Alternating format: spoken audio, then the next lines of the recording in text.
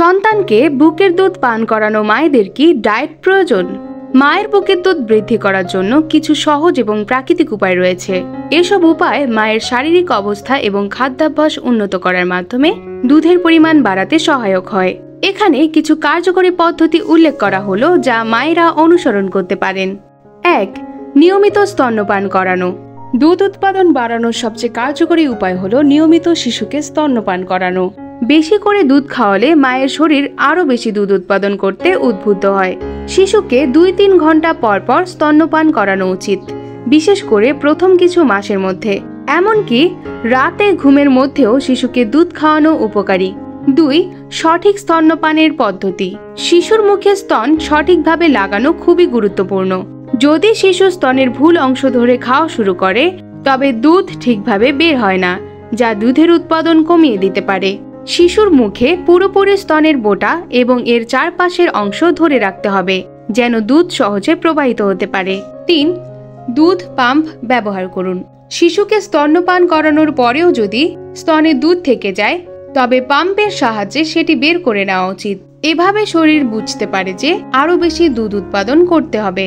কিছু মা দুধ পাম্প করে সংরক্ষণ করেন, যা শিশুকে প্রয়োজন অনুযায়ী দেওয়া যেতে পারে। 4. পর্যাপ্ত পানি পান করুন। দুধ উৎপাদন বাড়াতে মায়ের শরীরে পর্যাপ্ত পানি থাকা অত্যন্ত জরুরি। দিনে কমপক্ষে 8-10 গ্লাস পানি পান করতে হবে। শরীরে পানি স্বল্পতা হলে দুধের পরিমাণও কমে যেতে পারে, তাই প্রচুর পানি এবং তরল জাতীয় খাবার খাওয়ার দিকে নজর দিতে হবে। 5. পুষ্টিকর এবং ভারসাম্যপূর্ণ খাদ্য গ্রহণ। বুকের দুধ উৎপাদন বাড়ানোর জন্য পুষ্টিকর খাবার খাওয়া প্রয়োজন। প্রোটিন, আয়রন, ক্যালসিয়াম এবং ভিটামিন সমৃদ্ধ খাবার দুধের পরিমাণ বাড়াতে সহায়ক। দুধ উৎপাদন বাড়াতে বিশেষ কিছু খাবার যেমন ওটস, শাকসবজি, বাদাম, চিয়া সিড, আখরোট এবং মুরগির মাংস খাওয়া যেতে পারে। 6. গ্যালাক্টোগক খাবার খাওয়া। কিছু বিশেষ খাবার রয়েছে যেগুলো বুকের দুধ উৎপাদন বাড়াতে সহায়ক। এগুলোকে গ্যালাক্টোগক বলা হয়, যেমন শাকসবজি, বিশেষ করে পালং শাক এবং মেথি শাক, ওটস এবং বার্লি। এগুলো বুকের দুধ উৎপাদন বাড়াতে কার্যকর।